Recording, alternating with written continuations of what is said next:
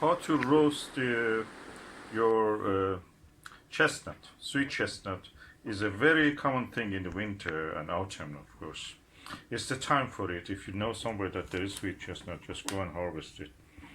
And it's better to wash them before using them, because if you collect them from the ground, they may have some contamination.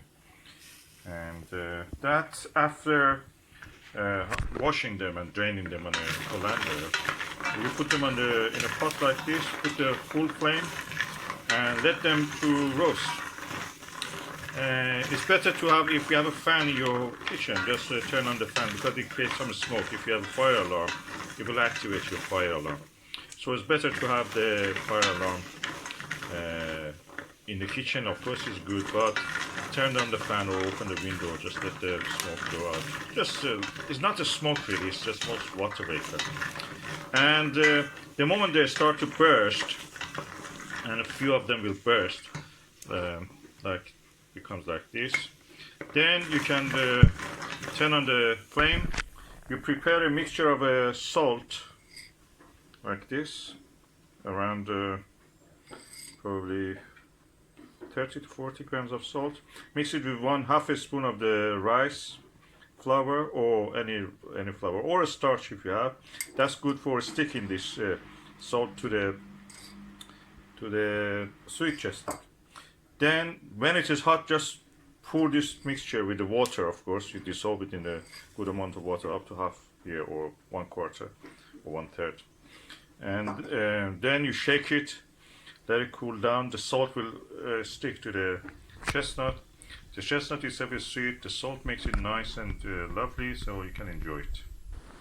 Okay, I've added the water to the salt and rice flour, or any other flour or starch that you have, and I'm just mixing. It should be really thick solution, and that's what you want. It should not be really thin. Thin is not good enough, unless you just don't want salt. You can just skip this. You can add pepper if you want. You can add chili to this if you would prefer. Lemon will go with the lemon juice, and just you can flavor it the way that you like. As you can see, the chestnut is gradually roasting. It releases some water, so it looks a little wet. So you have to continuously stir them so they will not burn. You don't want them burned completely. It's alright if you just go a little bit like this, but not more than that. So continue to stir.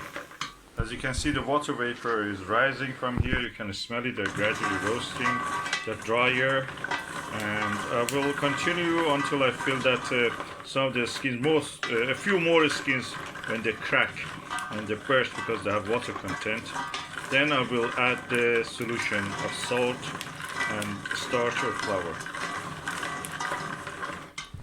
Now the chestnut is roasted and it's starting to burst. You can hear the sound of it. That's the water escaping from it. So that's the time. I turn off the gas. It's already hot there. I stir the solution of salt and the starch or flour, and I will put it over it. Then I will shake it inside here, and I put it over, all over, and I shook it and stirred it, and now it's beautifully salted. You can see the salt crystals are forming around. You could add anything you want. You could add chili powder or paprika, or you can add lemon juice or pepper, ground pepper, anything that you like just to flavor it. Even some herbs you can add if you like. I just add salt, and that is now ready to eat. And that's the way. It's completely roasted and beautifully caramelized. Oh, divine.